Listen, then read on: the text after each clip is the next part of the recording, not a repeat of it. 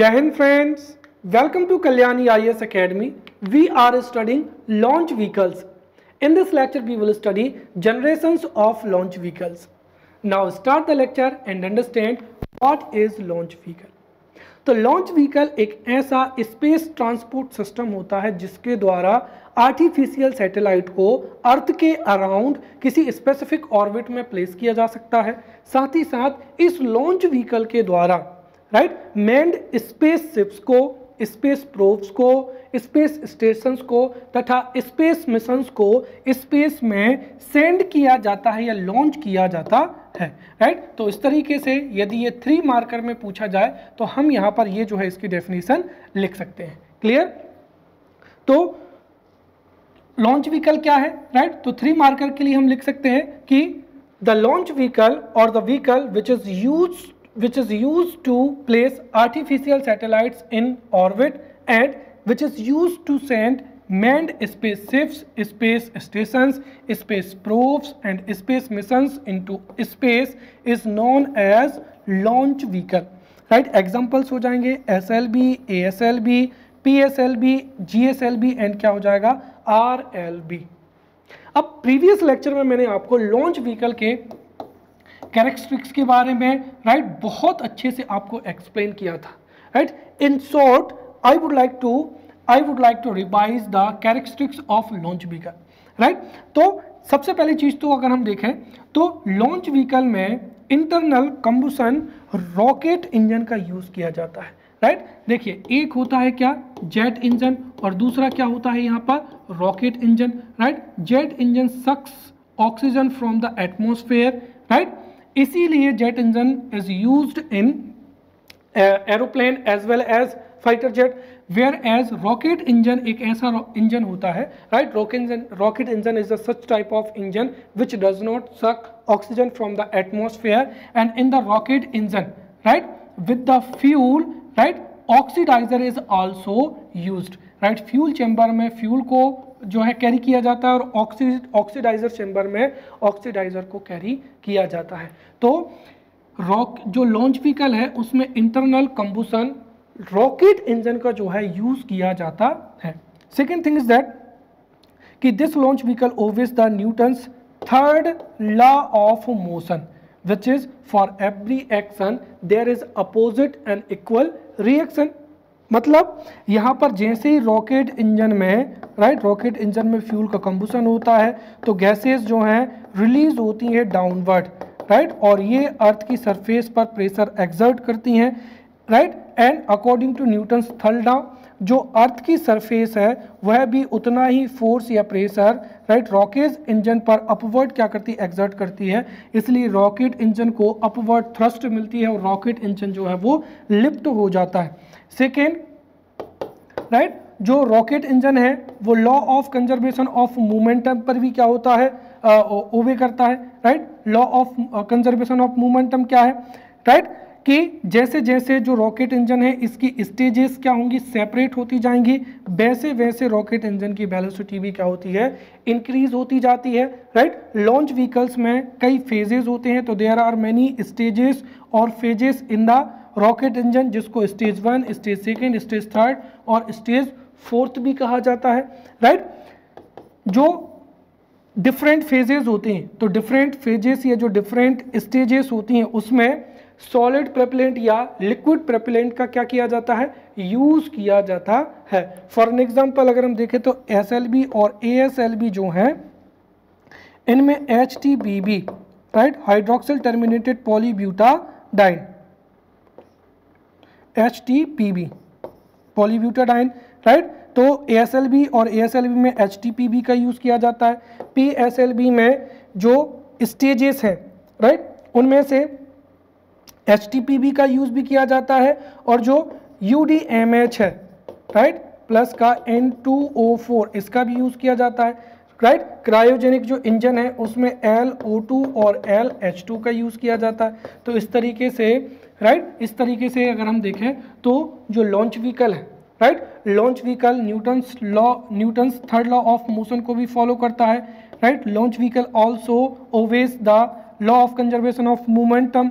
Right, जो launch vehicle है, right, there are many different stages in the launch vehicle, right, और different stages में जो है डिफरेंट प्रोपेलेंट का यूज़ किया जाता है। ऑल्सो जो लॉन्च व्हीकल है उसमें बूस्टर्स का और थ्रस्टर्स का भी क्या किया जाता है, यूज़ किया जाता है, right. Now we will study the different generations of launch vehicles, और इसके लिए मैं आपको एक पूरी की पूरी क्रोनोलॉजी से बताना चाहूँगा, right, so that you could understand this topic in depth, right. INCOSPER, Indian National Committee for Space and Research. INCOSPER was established in 1962, right, with the efforts of Dr. Vikram Sarabhai. So with the efforts of Vikram Sarabhai, INCOSPER was established in 1962, and the space program started in India in 1962 with the establishment of INCOSPER. But INCOSPER के जो scientist थे, they did not have previous knowledge, right, previous knowledge as well as manpower. इसीलिए launch vehicle को develop करने के लिए INCOSPER imported और purchase sounding rocket, right, sounding rocket from different countries, for an example America, France as well as Russia. अब जो sounding rocket है, sounding rockets are one और two stage solid propellant based, right, rocket, right. तो जो sounding rocket है वो sounding rocket generally one और two stage solid propellant based क्या होते हैं, रॉकेट्स होते हैं, राइट। और साउंडिंग रॉकेट का यूज किया जाता है the upper stage of the atmosphere को प्रूव करने के लिए और वहाँ पर रिसर्च करने के लिए, राइट। और इस तरीके से in 1963, right, 1963 Nike Apache, right, Nike Apache was launched from Thumba Equatorial Rocket Launch Station in 1963, और इन साउंडिंग रॉकेट को इंटीग्रेट करके जो रोहिणी साउंडिंग रॉकेट प्रोग्राम था उसको 1960 जो है क्लब कर दिया गया था, और 1965 से, क्लियर, 1965 से INCOSPER ने इंडिजीनियसली रॉकेट जो इंडिजीनियसली साउंडिंग रॉकेट थे उनको डेवलप करना क्या कर दिया था, स्टार्ट कर दिया था, राइट। और फिर मैंने बताया था कि इन सब को रोहिणी सीरीज में क्या किया गया था, इंटीग्रेट कर दिया गया था, राइट। और इस तरीके से जो sounding rocket, right, sounding rocket को इंडिजीनियसली डेवलप करना, उनकी टेस्टिंग करना, इससे जो INCOSPER है उसको इमिनेंस वैल्यू का जो है नॉलेज क्या हुआ, गेन हुआ, और इसी नॉलेज के आधार पर ही इंडिया में आगे लॉन्च व्हीकल्स को डेवलप किया गया, राइट। इसरो को, right, ISRO was established in 1969, right. तो इसरो को और बेटर एफिशिएंसी के लिए 1969 में INCOSPER को रिप्लेस किया गया इसरो के द्वारा, और इसरो ने with in the span of few years जो है सैटेलाइट लॉन्च व्हीकल को क्या कर लिया था, डेवलप कर लिया गया था, राइट। तो with the, right, the knowledge which was gained from the sounding rocket, right, उसका यूज करके सबसे पहले सैटेलाइट लॉन्च व्हीकल SLV को क्या किया गया था, डेवलप किया गया था। बट SLV जो फर्स्ट था और जो SLV सेकेंड था, राइट, SLV फर्स्ट और SLV सेकेंड जो था वो अनसक्सेसफुल रहा था। जो पहला सक्सेसफुल हुआ था वो SLV 3 हुआ था, इसलिए इसको SLV 3 के नाम से भी जाना जाता है। अब मैं आपको बताना चाहूँगा कि SLV 3 क्या है। देखिए SLV 3, ठीक है, SLV 3 इंडिया का फर्स्ट जनरेशन का क्या है, यहाँ पर देखिए SLV 3 इंडिया का फर्स्ट जनरेशन का लॉन्च व्हीकल है। तो SLV 3 इंडिया का फर्स्ट जनरेशन का लॉन्च व्हीकल है जिसमें 4 स्टेजेस हैं और चारों की चारों सॉलिड हैं, जिसमें HTPV, right, hydroxyl terminated polybutadiene का यूज़ किया जाता है। इसकी पेलोड कैपेसिटी ओनली 40 kg है, विच मीन्स यह 40 kg के सैटेलाइट को लो अर्थ ऑर्बिट में, लो अर्थ ऑर्बिट का मतलब क्या हुआ कि 200 किलोमीटर से लेकर 2000 किलोमीटर के बीच में, तो हालांकि ये लो अर्थ ऑर्बिट है, तो ये अप्रोक्सीमेटली 500 किलोमीटर तक। तो SLV इंडिया का फर्स्ट जनरेशन का क्या है, एक्सपेरिमेंटल लॉन्च व्हीकल है, जिसमें 4 स्टेज हैं, right, and all 4 stages are solid in which hydroxyl terminated polybutadiene is used, right. It has payload mass capacity 40 kg, which means यह 40 kg के satellite को लो अर्थ ऑर्बिट में क्या कर सकता है, प्लेस कर सकता है, right. But problem is that कि यदि 40 kg का पेलोड मास होगा, मतलब 40 kg का यदि सैटेलाइट होगा, तो ऑब्वियसली उसमें राडार है, ट्रांसपॉन्डर है, डिफरेंट जो इक्विपमेंट्स हैं वो फिट नहीं हो पाएंगे। देयरफॉर हमें जो पेलोड मास है उसको इंक्रीज करना पड़ेगा। तो इस वजह से जो है ASLV को डेवलप किया गया। अब ASLV is not a new technology, right. Normally क्या है कि इसकी पेलोड कैपेसिटी इंक्रीज करने के लिए इसमें एक स्टेज और क्या कर दी गई, इंक्रीज कर दी गई। कितनी स्टेज इंक्रीज कर दी गई, एक स्टेज और इंक्रीज कर दी गई। और जो SLV है ये सेकेंड जनरेशन का क्या है, सेकेंड जनरेशन का लॉन्च व्हीकल है, right. And boosters word included in SLV, इसीलिए इनको क्या कहा जाता है, ऑगमेंटेड सैटेलाइट लॉन्च व्हीकल। तो जो SLV था उसमें बूस्टर्स और लगा दिए, इसलिए इसको ASLV augmented satellite launch vehicle भी कहा जाता है। देयरफॉर इट हैड 5 स्टेजेस, और जो पांचों की 5 स्टेज थी वो सॉलिड थी, जिसमें HTPB हाइड्रोक्सिल टर्मिनेटेड पॉलीब्यूटाडाइन का यूज़ किया गया था। एंड विद दीज 5 स्टेजेस इसकी जो पेलोड मास कैपेसिटी थी वो 40 से इंक्रीज होकर कितनी हो गई, 150 kg हो गई। क्लियर।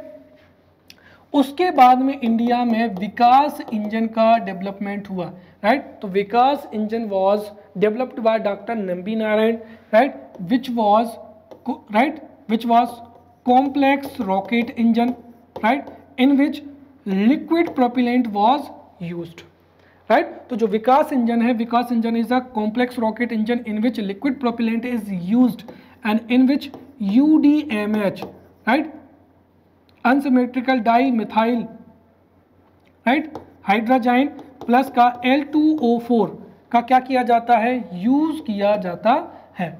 और ये जो विकास इंजन है, इसी जब विकास इंजन का जो यूज है वो ASLV में किया गया, तो उससे क्या डेवलप हुआ, PSLV डेवलप हुआ। अब नॉर्मली इसको क्या कहा जाता है, पोलर सैटेलाइट लॉन्च व्हीकल। तो to launch satellites in polar orbit, this launch vehicle was developed, therefore it is known as polar satellite launch vehicle, right। और polar satellite launch vehicle में कितनी stages हैं, right। तो जो polar satellite launch vehicle है ये India का 3rd generation का लॉन्च व्हीकल है, which has 4 stages। और इसकी जो 4 stages हैं इसमें से 2 stages क्या हैं, सॉलिड है, जिसमें HTPB का यूज़ किया जाता है, और 2 स्टेजेस क्या हैं, लिक्विड है, जिसमें विकास इंजन का क्या किया जाता है, यूज़ किया जाता है। और इसकी वजह से इसकी पेलोड कैपेसिटी जो है वो बहुत ज़्यादा इंक्रीज हो गई है, राइट। नॉर्मली अगर हम देखें तो नाउ जो है PSLV के कितने 5 वेरिएंट हैं, और 1+ क्या है जो है डेवलपिंग फेज में है। तो इस तरीके से there are total 6 variants of PSLV जिनकी पेलोड कैपेसिटी क्या है, अलग अलग है, राइट। उसके बाद में हम बात करते हैं किसकी, क्रायोजेनिक इंजन की, राइट। तो cryogenic engine is a such engine which works eight very low temperature, right. तो जो क्रायोजेनिक इंजन है, क्रायोजेनिक इंजन एक क्या होता है, कॉम्प्लेक्स रॉकेट इंजन है। तो cryogenic engine is a complex rocket engine which works eight very low temperature, right. ISRO ने रसिया से जो क्रायोजेनिक इंजन था वो परचेज किया, और उससे GSLV को क्या किया था, डेवलप किया था, राइट। तो GSLV मार्क फर्स्ट, राइट। तो India had cryogenic engine in 2001, but this GSLV mark first had Russian cryogenic engine. फिर 2014 में India has developed her indigenously cryogenic engine, और उस क्रायोजेनिक इंजन को जब GSLV में यूज किया गया तो उसको कहा गया मार्क सेकेंड। तो GSLV mark second is the India's fourth generation launch vehicle, right, जिसमें कितनी स्टेजेस हैं, 3 स्टेजेस हैं, राइट। फर्स्ट स्टेज क्या हो जाएगी इसकी, सॉलिड हो जाएगी, राइट, फर्स्ट सॉलिड हो जाएगी जिसमें HTPV का यूज़ किया जाता है। फिर सेकेंड क्या हो जाएगी, लिक्विड हो जाएगी जिसमें UDMH प्लस का L2O4 का यूज़ किया जाता है। और थर्ड क्या हो जाएगी इसकी, क्रायोजेनिक इंजन हो जाएगी जिसमें 7.5 क्रायोजेनिक इंजन का यूज़ किया गया था। फिर 2017 में इंडिया ने क्रायोजेनिक इंजन विथ 20, राइट, इतनी पावर का जो है क्रायोजेनिक इंजन को डेवलप कर लिया गया था और इसका जिसमें यूज़ किया गया है उसको GSLV Mark 3 कहते हैं। और ये भी जो है 3 स्टेजेस का क्या है, क्रायो लॉन्च व्हीकल है जिसकी कैपेसिटी बहुत ज़्यादा क्या हो गई, इंक्रीज हो गई है, इसलिए इसको क्या कहते हैं, बाहुबली कहते हैं।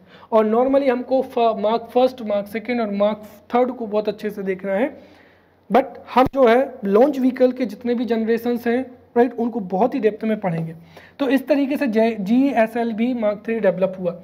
उसके बाद में क्या होता है कि जैसे मैंने आपको बताया है कि जब लॉन्च व्हीकल को लॉन्च किया जाता है तो उसकी डिफरेंट जो फेजेस हैं या स्टेजेस हैं वो सेपरेट हो जाती हैं, राइट। सबसे पहले बूस्टर्स अलग होंगे, फिर ये अलग होगा, फिर सेकेंड स्टेज और फिर थर्ड स्टेज, और एट लास्ट जो यहाँ पर सैटेलाइट होता है वो स्पेस की ऑर्बिट में क्या हो जाएगा, लॉन्च हो जाएगा।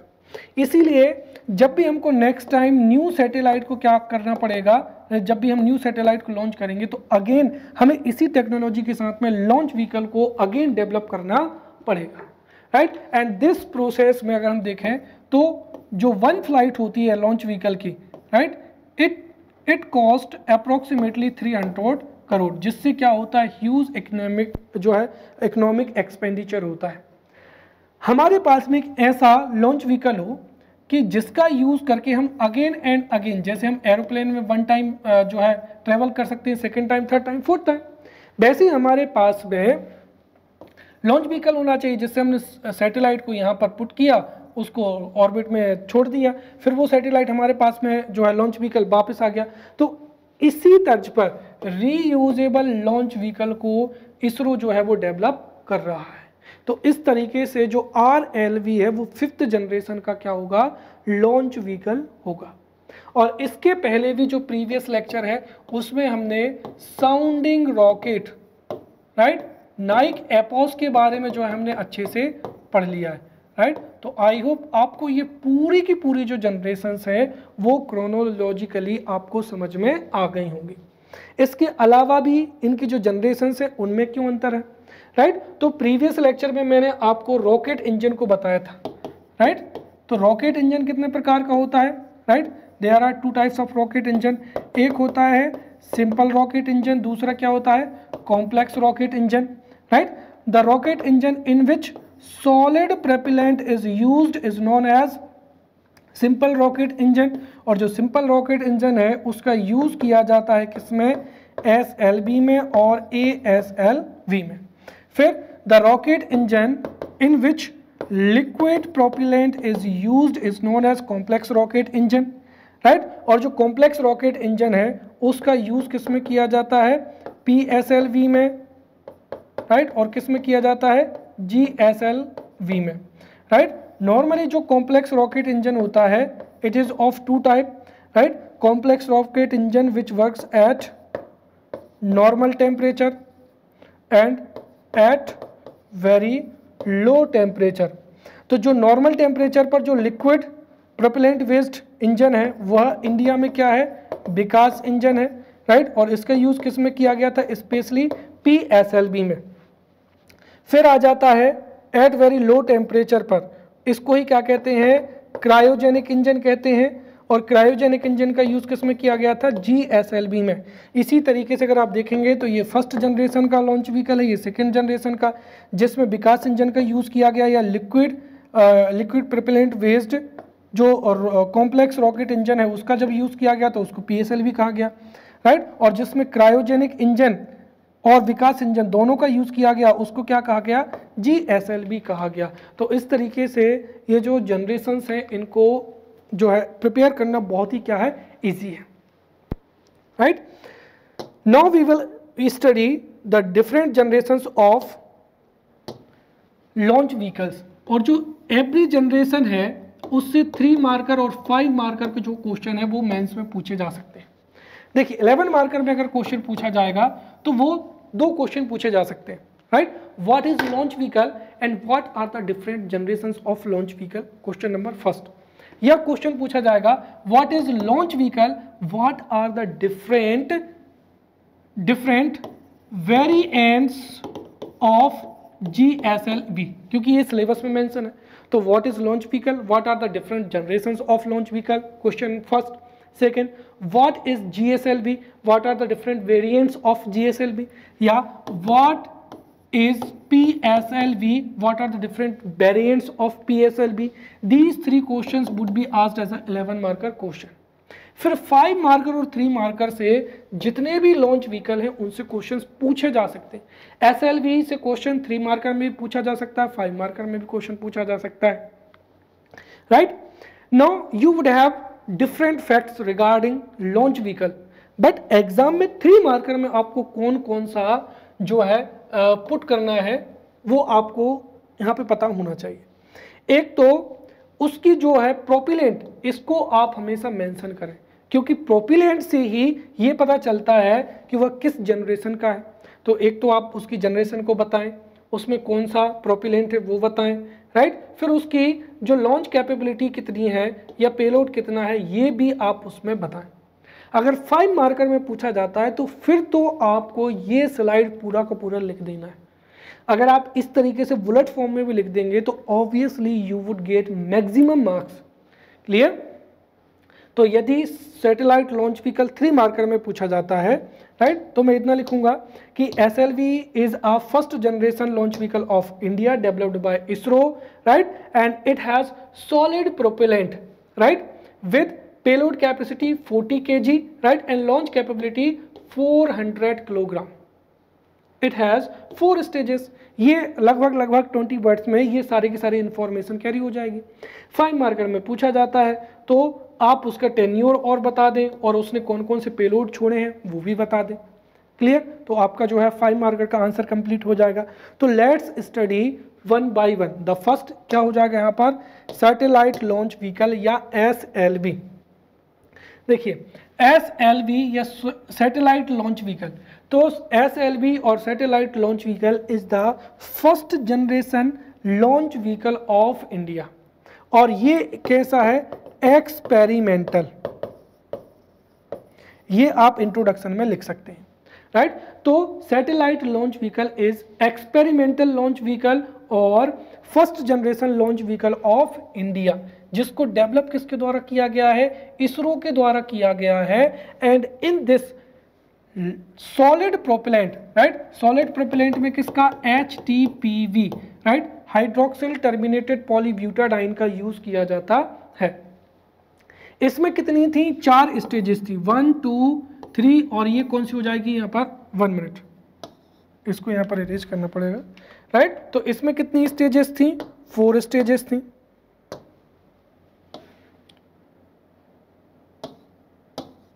ये हो जाएगी 1, ये हो जाएगी सेकेंड, फर्स्ट, सेकेंड, थर्ड, और ये यहां पर हो जाएगी 4th, राइट। और ये केवल और केवल 40 kg के सैटेलाइट को अप टू 400 किलोमीटर पर क्या कर सकता था, जो है लॉन्च कर सकता था, राइट। SLV को डेवलप किया गया था 1979 में, और जो SLV-3 की लास्ट फ्लाइट थी वो 1983 में थी। तो ये इस तरीके से इसका 1979 से 83 के बीच में क्या हो जाएगा, टेन्योर हो जाएगा। और इससे नोटेबल जो रोहिणी सीरीज के सैटेलाइट थे उनको क्या किया गया था, लॉन्च किया गया था। तो इस तरीके से 5 मार्कर की है, 5 मार्कर के लिए हम लिख सकते हैं ये पूरी जानकारी, right. SLV is the experimental launch vehicle और first generation launch vehicle of India developed by ISRO. It had, right, solid propellant. It had solid propellant based technology in which hydroxyl terminated polybutadiene was used, right. It had payload capacity of 40 kilogram and it could launch the satellite up to 500 kilometer height. It had 4 stages, or the all 4 stages were solid propellant based, right. इसका tenure है 1979 से 1983 and इसके notable payloads हैं Rohini series के satellite. And this is the first experimental, this is first generation और first experimental satellite launch vehicle of India, right. Normally अगर हम देखेंगे तो ऑन 10 अगस्त 1979 को इसकी जो फर्स्ट फ्लाइट थी, राइट, वो पार्शियली क्या थी, सक्सेसफुल थी, इसीलिए इसका टेन्योर 1979 से स्टार्ट होता है। तो on 10 August 1979 the first flight of SLV-3 was partially successful. फिर 18 जुलाई 1980 को इसकी सेकेंड फ्लाइट थी, राइट, जो कि एक सक्सेसफुल थी and under which Rohini satellite RS first was placed in orbit, right. After this launch, India became the 6th member of the space club after America, Russia, France, Japan and China. क्यों? क्योंकि जैसे ही RS first को successfully launch किया गया था, right, India became the 6th member of the space club, जिनके पास में indigenously क्या था, लॉन्च व्हीकल था। फिर Rohini RS D2 was successfully placed in the designated orbit by the 4th flight, right. SLV-3 की 4th फ्लाइट थी 17 अप्रैल 1983 को, इसीलिए इसका टेन्योर है 1979 से 83, राइट। साथ ही साथ ये इंडिया का एक एक्सपेरिमेंटल सैटेलाइट है, बट इसका इंपॉर्टेंट क्यों है, क्योंकि after the development of SLV-3 ISRO had huge knowledge, right, to develop ASLV, PSLV, GSLV, etc., right, GSLV। और नाउ हम कह सकते हैं कि नाउ जो इंडिया है वो RLV को भी क्या कर रहा है, डेवलप कर रहा है, राइट। नेक्स्ट हो जाएगा यहाँ पर ASLV। अब देखिए जो SLV था इट हैड 4 स्टेजेस, राइट, और इसकी पेलोड कैपेसिटी थी ओनली 40 kg। अब सैटेलाइट को अगर हमको वेरियस मिशंस में यूज करना है तो definitely we have to equip the satellite with various equipments, for an example radar, infrared camera, right, then transponders, right, frequency band etcetera etcetera. इसीलिए पेलोड कैपेसिटी को इंक्रीज करने के लिए नॉर्मली जो SLV था उसमें ये 2 स्ट्रैप ऑन बूस्टर को भी क्या कर दिया गया था, इक्विप किया गया था, और इसीलिए इसको क्या कहा गया, ऑगमेंटेड, मतलब जो SLV था उसी टेक्नोलॉजी में हमने क्या किया, इसी को हमने इम्प्रूव किया, राइट। तो ASLV की स्पेशलिटी क्या है, तो देखिए ASLV is second generation launch vehicle of India and it is also experimental launch vehicle of India. तो SLV, राइट, ASLV ये 5 मार्कर में ये भी पूछा जा सकता है। तो ASLV is also experimental launch vehicle of India and this is second generation launch vehicle of India, right, and this was developed bye ISRO, right, and it had 4 stages instead of 5 stages instead of 4 stages। तो SLV में 4 stages थी, इसमें strap on boosters को भी include करके इसकी stages कितनी हो गई, 5।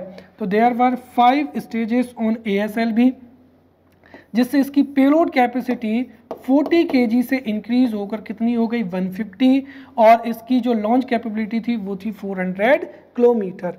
इसकी जो 5 स्टेज थी वो कैसी थी, सॉलिड थी, जिसमें HTPV, right, hydroxyl terminated polybutadiene का जो है प्रोपेलेंट का जो है यूज़ किया गया था, और इसने एक्सटेंडेड रोहिणी सीरीज के जो है सैटेलाइट को क्या किया था, लॉन्च किया था। इसकी पहली फ्लाइट थी 1987 में और लास्ट फ्लाइट थी 1994 में, इसलिए इसका टेन्योर हो जाएगा 1987 से 1994, राइट। तो ASLV is the ASLV is experimental launch vehicle of India and ASLV is second generation satellite launch vehicle of India. It was developed by ISRO, right, जिसकी पेलोड कैपेसिटी थी 140 kg, जो कि 150 kg के satellite को 400 kilometre की height पर जो है लॉन्च कर सकता था। इसमें 5 स्टेजेस थी, पांचों की 5, द 5 स्टेजेस वर सॉलिड, जिसमें HTPB का यूज किया गया था। The tenure is 1987 to 1994 and extended Rohini series satellite were launched by ASLV, right. और चूंकि ये ऑगमेंटेड फॉर्म है SLV का, therefore it is known as ASLV। Under this 4 developmental flights were organized, right, जिसकी जो फर्स्ट 2 फ्लाइट्स थी वो unsuccessful थी और जो लास्ट 2 फ्लाइट्स थी वो सक्सेसफुल थी, राइट। 24 मार्च 1987, तो 24 मार्च 1987 को ASLV D1 की पहली फ्लाइट थी जो कि अनसक्सेसफुल रही थी। 13 जुलाई 1989 को इसकी सेकेंड फ्लाइट थी जो कि अनसक्सेसफुल रही थी। 20 मई 1992 को ASLV की थर्ड फ्लाइट थी जिससे SROS C1 सैटेलाइट को क्या किया गया था, लॉन्च किया गया था और ये सक्सेसफुल फ्लाइट थी। वेयर एज ऑन 4 मई 1994 को ASLV D4 की जो थी लास्ट फ्लाइट थी, तो ASLV D4 से SROS C2 सैटेलाइट को 4 मई 1994 को क्या किया गया था, लॉन्च किया गया था, which was successful. So in this way we have studied ASLV as well. Next हो जाएगा यहाँ पर PSLV।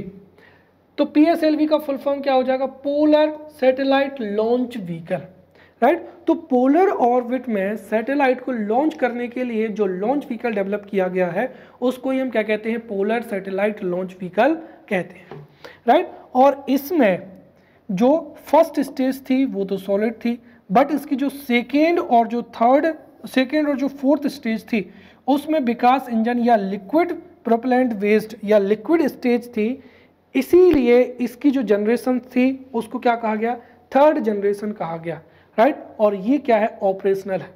तो यदि 3 मार्कर में अगर आप इसका आंसर लिखें तो सिंपली हो जाएगा PSLV is third generation and third generation launch vehicle of India, which is also known as workhorse of the ISRO. It has 4 stages, 2 stages, first and third is solid and second and fourth is liquid. इसका tenure जो है 1994 से start हो जाता है जो कि आज तक है, क्लियर। अब इसके 6 वेरिएंट्स हैं और उन 6 वेरिएंट्स को जो है हम स्टडी करेंगे। जो जितने भी 6 वेरिएंट्स हैं यहाँ से भी 3 मार्कर जो क्वेश्चंस हैं वो एग्जाम्स में पूछे जा सकते हैं, क्लियर। तो लेट्स स्टडी PSLV, राइट। अब इसको अगर 5 मार्कर में अगर यही आ जाता है तो सीधा हम लिख सकते हैं कि PSLV और polar satellite launch vehicle is the third generation launch vehicle of India and it is operational launch vehicle of India. This was developed by ISRO, जिसमें कितनी स्टेजेस हैं, there are 4 stages in PSLV, but इसकी जो first stage और जो third stage है वो क्या है, सॉलिड है। तो first stage and third stage of PSLV is solid, which means hydroxyl terminated polybutadiene is used, right, whereas second and fourth stage is liquid in which UDMH unsymmetrical dimethyl hydrazine and nitrogen tetraoxide is used, right, और fourth stage में भी UDMH N2O4 का use किया जाता है, right. It was developed in 1994 and it is operational till now. इसमें solid and liquid दोनों propellant का जो है यूज किया गया है, right. And PSLV was developed for the purpose of placing heavy satellite, क्योंकि जो कम्युनिकेशन सैटेलाइट्स होते हैं उनमें हैवी इक्विपमेंट्स होते हैं जैसे राडार्स हैं, कैमरास हैं, राइट। तो PSLV was developed for the purpose of placing heavy communication satellites in polar orbit, इसीलिए इसको PSLV भी कहा जाता है, राइट। अब तक जो है PSLV की 56 जो है फ्लाइट्स हो चुकी हैं, right. So there are 56 flights, right. तो 56 flights have been taken place by PSLV, जिसमें से 2 फ्लाइट्स जो हैं वो क्या है, अनसक्सेसफुल रही हैं। इसीलिए वर्ल्ड में जितने भी लॉन्च व्हीकल्स हैं उसमें सबसे ज़्यादा सक्सेस रेट जो है वो PSLV का है, इसीलिए PSLV को रिलायबल जो है लॉन्च व्हीकल माना जाता है और इसीलिए यह है, और इसके साथ ही यह कई जो सैटेलाइट्स हैं उनको एक साथ भी लॉन्च करता है, therefore this is known as workhorse of ISRO, right? So 56 flights have been taken place by PSLV, out of which only 2 are unsuccessful. Therefore, this is the most reliable and most popular launch vehicle of the world, right? And ISRO usually launches the various satellites using PSLV. Therefore, it is known as workhorse of ISRO, क्योंकि इससे continuously जो है space mission जो है launch किए जाते हैं. The design and development of PSLV was done by VSSC, Vikram Sarabhai space centre. जो उसकी 53rd फ्लाइट थी उसको क्या कहा जाता है? C-51. तो the 53rd flight took place on 28 February 2021 called PSLV C-51, जिससे अमोजोनिया सैटेलाइट को लॉन्च किया गया था. तो PSLV C का मतलब होता है यहाँ पर कमर्शियल. जहाँ पर भी PSLV जैसे लिखा हो D2 तो इसका मतलब डेमोन्स्ट्रेटेड, राइट, उसका एक्सपेरिमेंट चल रहा है. और C का मतलब होता है कमर्शियल फ्लाइट. तो PSLV की जो कमर्शियल फ्लाइट थी 51, उससे अमोजोनिया सैटेलाइट को क्या किया गया था? लॉन्च किया गया था. And the latest flight took place on 26 November 2020, right, जिसका नाम क्या था?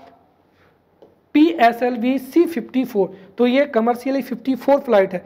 तो PSLV C-54 के द्वारा EOS-06 मिशन को क्या किया गया है? लॉन्च किया गया है. Now PSLV has 6 variants. Now let's study these 6 variants. सबसे पहला क्या हो जाएगा यहाँ पर? PSLV G. PSLV G का मतलब क्या हो जाएगा? जेनरिक वर्जन हो जाएगा, जो कि हमने अभी यहाँ पर देखा था. तो ये क्या हो जाएगा? PSLV G का जेनरिक मतलब स्टैंडर्ड वर्जन हो जाएगा. तो PSLV G क्लियर. देखिए, PSLV G is the generic और standard version of the PSLV.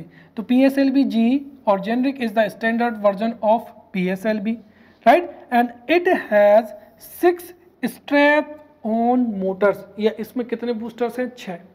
देखिए, जो बूस्टर्स हैं मैं आपको बता दूं कि जो जितने भी PSLV हैं, PSLV के जितने भी जो वेरिएंट्स हैं उसमें कितनी स्टेजेस होंगी? 4 होंगी, जिसमें से फर्स्ट, राइट, सॉलिड होगी, सेकेंड लिक्विड होगी, थर्ड फिर सॉलिड होगी, फोर्थ क्या होगी? लिक्विड होगी. बस डिफरेंस किस में होगा? बूस्टर्स में. तो बूस्टर्स के आधार पर इसकी क्या है? वेरिएंट्स है. तो PSLV G और generic is the standard version of the PSLV.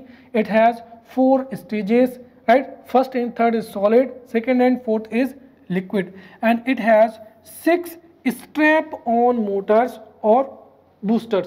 तो PSLV generic में क्या है? 6 boosters हैं जो कि यहाँ पर आपको दिख रहे हैं, right? तो 1, 2, 3, 4, 5 और एक क्या होगा? पीछे होगा. तो PSLV G has 6 strap-on boosters.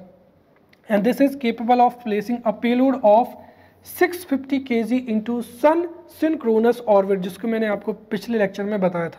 तो यह सन सिंक्रोनस ऑर्बिट में 1650 या 1650 kg के सैटेलाइट को सन सिंक्रोनस ऑर्बिट में जो है प्लेस कर सकता है. C-35, ध्यान रखना, C-35 was the last launch of PSLV generic which took place on 26 September 2016, क्योंकि nowadays PSLV XL का यूज जो है किया जाता है. देन सेकेंड हो जाएगा PSLV CA. CA का मतलब क्या हुआ? कोर अलोन, मतलब उसमें जो बूस्टर्स हैं वो नहीं लगे हुए होते हैं. तो PSLV CA और core alone does not have, clear. तो PSLV CA और core alone does not have 6 strap on motors और boosters like the standard model. तो स्टैंडर्ड मॉडल्स में क्या है? 6 बूस्टर्स थे, but PSLV CA does not have 6 strap on boosters. The first stage of PSLV CA is powerful, right. तो जो first stage है वो क्या है? पावरफुल है. The first stage is more powerful, right, and this PSLV CA is capable of placing a payload of 1100 kg into sun synchronous orbit. Then हो जाएगा, यहाँ पर आएगा XL extra large, which is the most important. तो compared to different variants of PSLV, ये सबसे क्या है? पावरफुल माना जाता है, जिसमें क्या है? 6 स्ट्रेप ऑन क्या है, बूस्टर्स हैं, राइट। तो PSLV extra large, right, PSLV extra large, PSLV XL और PSLV extra large is the powerful variant of the PSLV, right, and compared to standard version, right, the more powerful 6 strap on boosters जो है वो इसमें क्या है, fit है, and this is capable of placing 750 kg payload। ध्यान रखना जो PSLV जेनरिक है उसकी कैपेसिटी है 1650 kg को सन सिंक्रोनस ऑर्बिट में कोर अलोन 1100 kg के सैटेलाइट को प्लेस कर सकता है और ये 750 kg के पेट्रोलाइट को। तो this PSLV XL is capable of placing the 1750 kg payload in sun synchronous orbit at the altitude of 600 kilometre. And इसकी जो 2 फ्लाइट है वो बहुत ही ज़्यादा प्रसिद्ध है, right, first is Chandrayaan and second is Mangalyaan. तो it's first launch was PSLV C11। कौन सा, PSLV C11। तो the first launch of PSLV XL was PSLV C11 by which Chandrayaan first was launched on 22nd October 2008 and this PSLV XL also launched Mangalyaan या PSLV C25 launched Mangalyaan and other heavy satellites। Next हो जाएगा यहाँ पर DL। D का मतलब क्या हो जाएगा, डुअल। Q का मतलब क्या हो जाएगा, क्वाड्रिलेटरल। डुअल का मतलब इसमें 2 स्ट्रैप ऑन बूस्टर है, क्वाड्रिलेटरल का मतलब 4 स्ट्रैप ऑन बूस्टर है। क्लियर। तो PSLV को समझते हैं। तो PSLV DL, तो PSLV DL has 2 strap on boosters and PSLV C44 जिससे माइक्रोसेट R और कलामसेट V2 को क्या किया गया था, लॉन्च किया गया था। तो माइक्रोसेट R और कलामसेट V2 और PSLV C44 is the first flight या first launch which was launched on 24 January 2019। तो PSLV C44 PSLV DL की क्या थी, फर्स्ट फ्लाइट थी जिसके द्वारा माइक्रोसेट R और कलामसेट V2 को 24 जनवरी 2019 को लॉन्च किया गया था। और DL में there are 2 strap on boosters. फिर हो जाएगा PSLV QL, मतलब इसमें क्या है, 6 की जगह पर 4 बूस्टर्स हैं। तो PSLV QL या PSLV quadrilateral has 4 strap on boosters या it has PSLV QL 4 strap on boosters. PSLV C45, right, 1 April 2019 की जो इसकी क्या थी, फर्स्ट लॉन्च थी। तो PSLV C44 is the first flight of PSLV DL, then PSLV C45 is the first flight of PSLV QL जिसको 1 April 2019 को launch किया गया था। फिर हो जाएगा PSLV 3S जिसको क्या कहते हैं, 3S का मतलब क्या हो जाएगा, 3 स्टेज। नॉर्मली PSLV में कितने स्टेजेस हैं, 4। तो जिसकी जो सेकेंड वाली जो स्टेज है उसको रिमूव किया जा रहा है और ये अभी क्या है, डेवलपिंग फेज में है। तो PSLV 3As और 3 stage is the variant of PSLV which is being developed by ISRO and it has 6 strap on boosters. But जो इसकी जो सेकेंड स्टेज है, जो लिक्विड स्टेज है, वो इससे क्या की जाएगी, रिमूव की जाएगी। Clear. So in this way we have studied PSLV and we have studied the 6 variants of PSLV as well. Now let's study GSLV. अब the first question is that कि GSLV है क्या। तो GSLV एक geosynchronous satellite launch vehicle है and in the previous lecture we have studied geosynchronous orbit। देखिए normally earth की जो ऑर्बिट होती है, एक होती है low earth orbit, then medium earth orbit और फिर होती है हाई अर्थ ऑर्बिट, राइट। 200 से लेकर 2000 किलोमीटर की जो रेंज में जब सैटेलाइट को भेजते हैं तो which means we have placed the satellite in low earth orbit. 2000 से लेकर 20,000 की रेंज में जो सैटेलाइट लॉन्च किया जाता है तो 2000 से लेकर 20,000 की जो रेंज है वो है मीडियम अर्थ ऑर्बिट। और फिर एट द हाइट ऑफ 35,786 या मैं कहूँ कि अप्रॉक्सीमेटली 36,000 किलोमीटर की हाइट पर जो ऑर्बिट होती है उसको क्या कहते हैं, जियो स्टेशनरी या जियो सिंक्रोनस ऑर्बिट। अब मैंने आपको बताया है कि जैसे जैसे सैटेलाइट जितना ज़्यादा क्या होगा, जितना ज़्यादा सैटेलाइट जितनी ज़्यादा हाइट पर होगा वह उतना ज़्यादा वाइड एरिया को क्या करेगा, कवर करेगा। इसीलिए जो कम्युनिकेशन सैटेलाइट है या जो नेविगेशनल सैटेलाइट है उनको 36,000 किलोमीटर की हाइट पर प्लेस किया जाता है। और इंडिया के पास में जियो सिंक्रोनस ऑर्बिट में सैटेलाइट को लॉन्च करने के लिए कोई भी लॉन्च व्हीकल नहीं था। क्लियर? तो जियो स्टेशनरी ऑर्बिट में या जियो सिंक्रोनस ऑर्बिट में सैटेलाइट को लॉन्च करने के लिए जो लॉन्च व्हीकल डेवलप किया गया है उसको ही क्या कहा जाता है, geosynchronous satellite launch vehicle. Clear? तो पोलर ऑर्बिट में सैटेलाइट को लॉन्च करने के लिए पीएसएलवी को डेवलप किया गया और जियो सिंक्रोनस ऑर्बिट में सैटेलाइट को लॉन्च करने के लिए जो लॉन्च व्हीकल डेवलप किया गया उसको क्या कहते हैं, जीएसएलवी कहते हैं।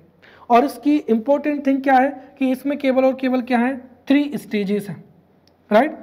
जो सॉलिड स्टेज हो जाएगी, ये लिक्विड हो जाएगी, और जो तीसरी है वो कौन सी हो जाएगी, क्रायोजेनिक इंजन। क्लियर? तो पीएसएलवी में विकास इंजन का यूज़ किया गया था। इसमें विकास इंजन का साथ साथ जो अपर स्टेजेस है उसमें क्रायोजेनिक इंजन का भी क्या किया गया है, यूज़ किया गया है। इसीलिए क्या है, 4th जनरेशन लॉन्च व्हीकल है। क्लियर? चलिए, तो मैं सबसे पहले यहाँ पर जीएसएलवी मार्क फर्स्ट के बारे में बताना चाहूँगा ताकि आप पूरी की पूरी क्रोनोलॉजी समझ जाए। सबसे पहली चीज़ तो इसका इंट्रोडक्शन क्या है, तो देखिए जीएसएलवी मार्क फर्स्ट या जीएसएलवी के हम बारे में चर्चा करते हैं। तो GSLV is the 4th generation launch vehicle of India and this is right, this launch vehicle was developed to place the orbit in geosynchronous orbit, right? So GSLV is the 4th generation launch vehicle of India and this launch vehicle was developed to place an orbit in geosynchronous orbit and this GSLV was developed by India and in GSLV liquid engine या liquid propellant with technology, Vikas engine and cryogenic engine is used, right? GSLV Mark first was developed by ISRO, right? In which there were 3 stages. तो GSLV Mark first had 3 stages. First is solid in which hydroxyl terminated polybutadiene was used. Second, liquid UDMH N2O4 Vikas engine and third stage is cryogenic engine in which liquid hydrogen and liquid oxygen is used as a fuel. But जो mark first है, right, जो mark first है, sorry, mark first में जो cryogenic engine था which was purchased from Russia, right, तो इसमें Russian cryogenic engine का क्या किया गया था, यूज किया गया था, राइट। यही डिफरेंस है केवल और केवल मार्क फर्स्ट में और मार्क सेकेंड में। दोनों की पेलोड कैपेसिटी क्या है, सिमिलर है, राइट। पेलोड कैपेसिटी या फिर जो पेलोड कैपेबिलिटी है दोनों की क्या है, सिमिलर है। बस डिफरेंस इज दैट कि जो जीएसएलवी मार्क सेकेंड है उसमें इंडिजीनियस क्रायोजेनिक इंजन है और जीएसएलवी मार्क फर्स्ट में रसियन क्या है, क्रायोजेनिक इंजन है। तो ये 3 मार्कर में अगर पूछा जाए तो आप कोई सी भी 3 जो इम्पोर्टेंट है, मेरे हिसाब से 3 मार्कर में आप ये बताएं कि उसकी टेक्नोलॉजी किस पर बेस्ड है, राइट। तो उसमें 3 stages and first is solid then liquid and then cryogenic और ये 4th जनरेशन का सैटेलाइट है। ये 3 मार्कर के लिए द बेस्ट आंसर होगा, राइट। 5 मार्कर में आप ये पूरी इंफॉर्मेशन दे सकते हैं। क्लियर? तो देखिए 5 मार्कर के लिए GSLV, right, GSLV is the 4th generation launch vehicle of India and this was developed to place an orbit in geosynchronous orbit. This GSLV Mark first was developed by ISRO. It has 3 stages. First is solid, second is liquid and third is cryogenic stage, right. इसमें solid liquid propellant दोनों का use किया गया है and the tenure is 2001 to 2004, क्योंकि 2001 में इसकी जो है पहली फ्लाइट थी, therefore tenure is 2001 to 2010, right. In this GSLV mark first Russian cryogenic engine, right, Russian cryogenic engine was used, right, and this is fourth generation launch vehicle of India। Next हो जाएगा यहाँ पर GSLV mark second, वही का वही पूरा का पूरा क्या है आंसर है, कोई भी चेंजेस नहीं है, बस एक चेंज है कि इसमें इंडियन क्रायोजेनिक इंजन था जिसके द्वारा GSAT 14 और GSAT 19 को जो है क्या किया गया था, लॉन्च किया गया था। क्लियर। तो नाउ हो जाएगा GSLV मार्क सेकेंड, इसको भी 5 मार्कर के लिए मैं आपको आंसर बता दे रहा हूँ। 11 मार्कर में पूछा जाएगा what is GSLV and what are the different variants of GSLV, right, और 5 मार्कर में GSLV मार्क फर्स्ट पूछा जा सकता है, मार्क्स सेकेंड। क्लियर।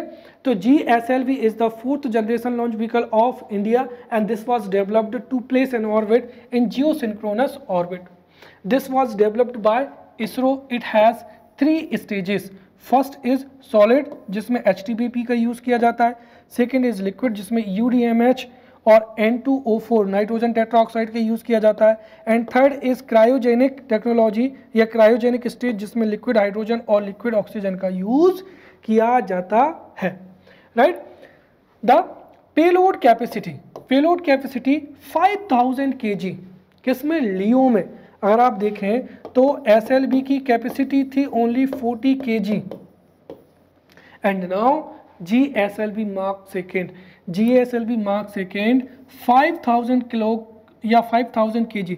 तो GSLV mark second can launch 5000 kg satellite in low earth orbit, where as 5000 kg के और satellite को लो अर्थ ऑर्बिट में एंड 2500 kg के 2500 kg के सैटेलाइट को GTO में, जियोसिंक्रोनस ट्रांसफर ऑर्बिट में, राइट। और इसमें सॉलिड और लिक्विड दोनों प्रोपेलेंट का यूज किया जाता है, right. This is fourth generation satellite launch vehicle of India and it had Indian cryogenic engine, right, और जिसके द्वारा GSAT 14 को 2014 में क्या किया गया था, लॉन्च किया गया था। तो GSAT 14 was launched using GSLV mark second, right. साथ ही साथ GSAT 19 को भी जो है मार्क सेकेंड से लॉन्च किया गया था और GSAT 19 को ही सार्क सैटेलाइट के नाम से भी जाना जाता है। क्लियर। और जो GSLV मार्क सेकेंड है उसको क्या कहते हैं, नोटी वॉय भी कहते हैं, the name given by media. तो GSLV mark second is also known as naughty boy. Then Baahubali और फैट वॉय, राइट। इसमें जो क्रायोजेनिक इंजन है, राइट, वो क्रायोजेनिक इंजन 20 का यूज जो है किया गया है। मार्क सेकेंड में क्रायोजेनिक जो इंजन है वो 7.5 पावर का था, राइट। ये सेकेंड में और थर्ड में क्या है, ये डिफरेंस है, राइट। और चूंकि इसमें भी 3 स्टेजेस हैं, पहली solid, then liquid, then cryogenic engine. इसमें क्रायोजेनिक इंजन 20 का जो है यूज किया गया है, इस वजह से इसकी पेलोड कैपेसिटी 8000 kg हो चुकी है। तो मतलब इंडिया ने जर्नी स्टार्ट की थी 40 kg से, जो कि हम पहुंच चुके हैं 8000 kg।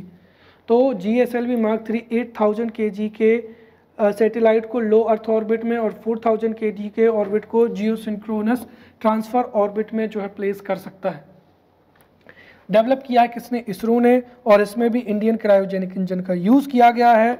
ये भी फोर्थ जनरेशन का सैटेलाइट लॉन्च व्हीकल है और इसके द्वारा लेटेस्ट चंद्रयान सेकेंड को जो है लॉन्च किया जा चुका है और इन फ्यूचर गगनयान को भी जो है लॉन्च किया जाएगा। तो इस तरीके से यहाँ से भी जो है 5 मार्कर का जो है क्वेश्चन पूछा जा सकता है। इसकी फ्लाइट्स के बारे में अभी बताऊंगा। This is also known as fat boy and Baahubali of India. Clear. तो 5 मार्कर में ये पूछा जा सकता है। तो GSLV, तो GSLV is the fourth generation launch vehicle of India and this was developed to place an orbit in geosynchronous या जियोस्टेशनरी ऑर्बिट, राइट, जियोसिंक्रोनस और geostationary orbit. This GSLV was developed by ISRO. It has 3 stages. First stage is solid, in which hydroxyl terminated polybutadiene is used. Second stage is liquid, in which Vikas engine or UDMH, unsymmetrical dimethyl hydrazine and nitrogen tetroxide is used. And third stage is cryogenic, in which liquid hydrogen and liquid oxygen is used. And this has, in the cryogenic engine, 20 was used. It has Indian cryogenic engine, right? It has payload capacity of 8,000 kilogram in low Earth orbit and 4,000 kilogram in geotransfer orbit, right? इसमें solid, liquid और cryogenic, right? तीन, right? solid और liquid दोनों propellant का use किया जाता है. जो notable payload है वो है चंद्रयान सेकेंड. तो Chandrayaan second and Chandrayaan second was launched by GSLV mark third, और फ्यूचर में गगनयान को भी लॉन्च किया जाएगा. तो जो GSLV मार्क 3 की जो फ्लाइट्स हैं उसमें पहले हो जाएगी लॉन्च व्हीकल मार्क थर्ड. तो 18 दिसंबर 2014 को ये फ्लाइट थी. तो लॉन्च व्हीकल मार्क थर्ड 18 दिसंबर 2014 को, और इसको केयर नाम दिया गया. Care module atmospheric re entry क्या था, ये एक्सपेरिमेंट था जो कि सक्सेसफुल रहा था. फिर GSLV मार्क थर्ड की D1 हो जाएगी यहाँ पर कब, 5 जून, राइट. और ये शायद RLV की है. देखिए तो GSLV की क्या हो जाएगी, मार्क थर्ड D1. तो GSLV मार्क थर्ड D1 कब हो जाएगी, 5 जून 2017 को. तो GSLV मार्क 3 D1 मतलब डेमोन्स्ट्रेशन. तो फर्स्ट GSLV मार्क 3 D1 5 जून 2017. इससे GSAT 19 को क्या किया गया था, लॉन्च किया गया था, जो कि सक्सेसफुल था, राइट. फिर GSLV मार्क थर्ड की सेकेंड फ्लाइट थी 14 नवंबर 2018 को, GSAT 29, ये भी क्या था, सक्सेसफुल था. GSLV मार्क 3 M1, राइट, इससे 22 जुलाई 2019 को चंद्रयान सेकेंड को भेजा गया था, और ये भी क्या था, सक्सेसफुल था, right. So in this way GSLV was developed for the purpose of placing heavy communication satellites in geostationary or geosynchronous satellite, right, satellite orbits, clear. And this GSLV reduced dependence on other countries for the launching communication satellites, right. And ISRO used this for launching INSAT and GSAT series के satellite. तो ISRO used this GSLV for launching INSAT and GSAT series satellites, right. So in this way we have studied the GSLV. Next हो जाएगा यहाँ पर reusable launch vehicle. अब reusable launch vehicle क्या होता है, देखिए ये GSLV की क्या है, फ्लाइट. यहाँ पर जो है सैटेलाइट 1 हो सकता है, 2 हो सकता है, 3 हो सकता है, 4 हो सकता है. ये सैटेलाइट को यहाँ पर प्लेस किया जाता है, और जब ये फ्लाइट लॉन्च होगी तो सबसे पहले जो फर्स्ट स्टेज है सेपरेट हो जाएगी, राइट. फिर सेकेंड स्टेज जो है सेपरेट हो जाएगी, फिर थर्ड स्टेज भी सेपरेट हो जाएगी, और फिर ये जो सैटेलाइट है ये अपने ऑर्बिट में प्लेस हो जाएंगे.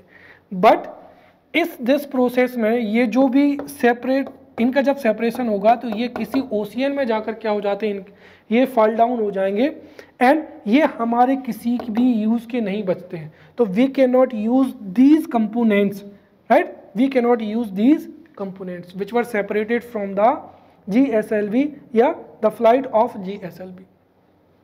इसलिए अगेन जब भी हमको सैटेलाइट को लॉन्च करना पड़ेगा तो वी हैव टेक्नोलॉजी, और उसी टेक्नोलॉजी का यूज़ करके अगेन हम न्यू लॉन्च व्हीकल को क्या करेंगे, जो है न्यू लॉन्च व्हीकल को अगेन हम क्या करते हैं, इंटीग्रेट करते हैं, right. And in this process hardly जो है 300 करोड़ जो है इस लॉन्च व्हीकल को डेवलप करने में अगेन 300 करोड़ जो है वो स्पेंड करने पड़ेंगे, right. Therefore whether you are launching 1 satellite or 2 satellite, right, you would have to spend approximately 300 to 400 या 500 करोड़, राइट, करोड़ रुपये.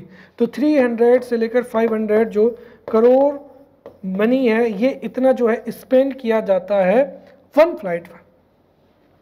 देयरफॉर अगर हमको मीडियम साइज़ के स्मॉल साइज़ के, लार्ज साइज़ के सैटेलाइट को सेंड करना हो तो we must have a launch vehicle जो बिल्कुल क्या करे, फ्लाइट के जैसे सैटेलाइट को लॉन्च करके हमारे पास में वापस आ जाए. इससे क्या होगा कि अगेन एंड अगेन उस लॉन्च व्हीकल को डेवलप करने की जो कॉस्ट है वो रिड्यूस हो जाएगी. तो इसीलिए जो रीयूजेबल लॉन्च व्हीकल है वो जो है डेवलप किया जा रहा है। तो reusable launch vehicle, right, reusable launch vehicle India का नेक्स्ट जनरेशन का लॉन्च व्हीकल होगा।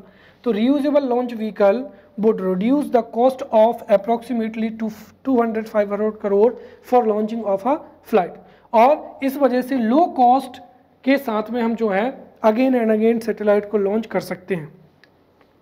इसमें लॉन्च व्हीकल की सारी क्या होंगी, कैपेबिलिटी होंगी, आल्सो क्या होंगी, एयरक्राफ्ट, क्योंकि एयरक्राफ्ट क्या करता है, शुरू में इनिशियल क्या करेगा, टेक ऑफ करेगा और फिर ये क्या करेगा, लैंड करेगा, राइट। तो ये एयरक्राफ्ट और दोनों की कैपेबिलिटीज भी होंगी, राइट। ये इसरो के द्वारा डेवलप किया जा रहा है, जिसमें सॉलिड और लिक्विड क्या होंगे, स्टेजेस होंगे, और ये इनका क्या है, पेलोड कैपेसिटी।